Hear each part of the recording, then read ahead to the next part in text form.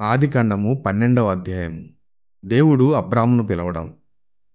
అబ్రాముతో యెహోవా ఇలా అన్నాడు: నీ దేశాన్ని, నీ ప్రజలను విడిచిపెట్టు. నీ తండ్రి కుటుంబాన్ని విడిచిపెట్టి నేను నీకు చూపించు దేశానికి వెళ్ళు. నిన్ను ఆశీర్వదిస్తాను. నిన్ను ఒక గొప్ప జాతిగా చేస్తాను. నీ పేరును నేను ప్రఖ్యాతి చేస్తాను.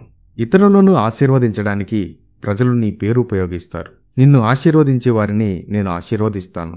నిన్ను శపించే వాళ్ళను నేను శపిస్తాను. భూమి మీద ఉన్న మనుషులందరినీ ఆశీర్వదించడానికి నేను నిన్ను ఉపయోగిస్తాను. కనుక అబ్రాము యెహోవాకు విధేయుడై కనాను వెళ్ళాడు. అతడు హారానును విడిచిపెట్టాడు.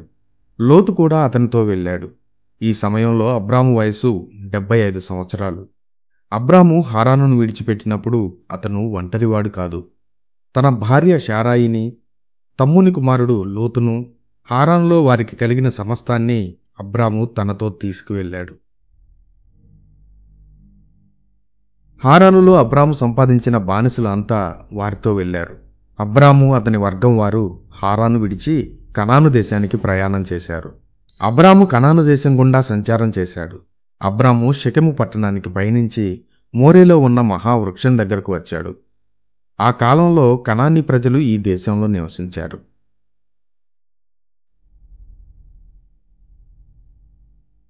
అబ్రాముకు యెహోవా ప్రత్యక్షమయ్యి, ఈ దేశాన్ని నీ సంతానానికి ఇస్తాను అన్నాడు. ఆ స్థలంలో అబ్రాముకు యెహోవా ప్రత్యక్షమయ్యాడు కనుక ఆ స్థలంలో యెహోవాను ఆరాధించడానికి అబ్రాము ఒక బలిపీఠం కట్టాడు.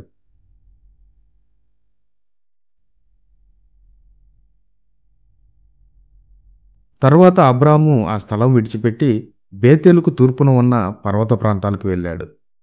అక్కడ అబ్రాము తన గుడారం వేసుకున్నాడు. పడమటికి బేతేలు పట్టణం ఉంది. తూర్పుకు హాయి పట్టణం ఉంది. ఆ స్థలంలో యెహోవా కోసం మరో బలిపీఠాన్ని అబ్రాము నిర్మించాడు. అక్కడ అబ్రాము యెహోవాను ఆరాధించాడు.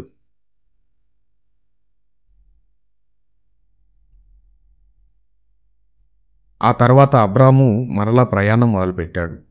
నెగెబు దిశగా అతను ప్రయాణం చేశాడు. అబ్రాము ఈజిప్టుకు వెళ్ళడం. ఆ కాలంలో భూమి చాలా ఎండిపోయింది. వర్షం లేదు కనుక ఏ పంట పెరగడం లేదు. కనుక అబ్రాము నివసించడానికి ఈజిప్టుకు వెళ్ళాడు. తన భార్య శారాయి చాలా అందంగా ఉండటం అబ్రాము గమనించాడు. కనుక వారు ఈజిప్టు చేరకముందే అబ్రాము శారాయితో ఇలా చెప్పాడు: నీవు చాలా అందమైన స్త్రీవని నాకు తెలుసు. ఈజిప్టీయులు నిన్ను చూస్తారు. ఈ స్త్రీ అతని భార్య అని వాళ్ళు అంటారు. తరువాత వాళ్ళు నిన్ను ఆశించి నన్ను చంపేస్తారు.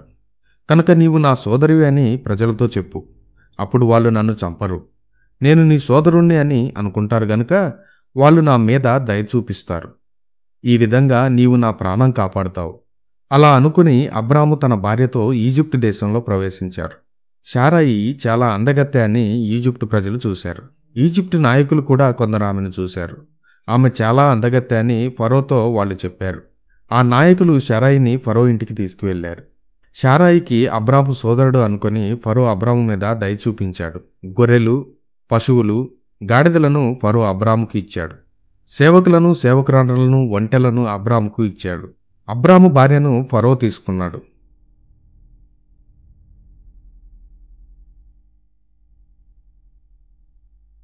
కనుక ఫరోకు అతని ఇంటిలో మనుషులందరికీ చాలా తీవ్రమైన రోగాలు వచ్చేటట్టు యెహోవా చేశాడు. అందుచేత ఫరో అబ్రామును పిలిచాడు. ఫరో ఇలా అన్నాడు: నీవు నాకు చాలా అపకారం చేశావు. శారాయి నీ భార్య అని నాతో ఎందుకు చెప్పలేదు? ఈమె నీ సోదరి అని చెప్పావు. నీవు ఎందుకలా చెప్పావు? ఆమె నా భార్యగా ఉండాలని ఆమెను నేను తీసుకున్నాను. అయితే ఇప్పుడు నీ భార్యను మరలా నీకు ఇచ్చేస్తున్నాను. ఆమెను తీసుకొని వెళ్ళిపో అన్నాడు. ఆ తర్వాత అబ్రామును ఈజిప్టు నుండి పంపించివేయమని ఫరో తన మనుషులకు ఆజ్ఞాపించాడు.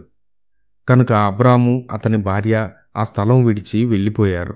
వాళ్లకు ఉన్న సమస్తాన్ని తీసుకొని వెళ్ళిపోయారు.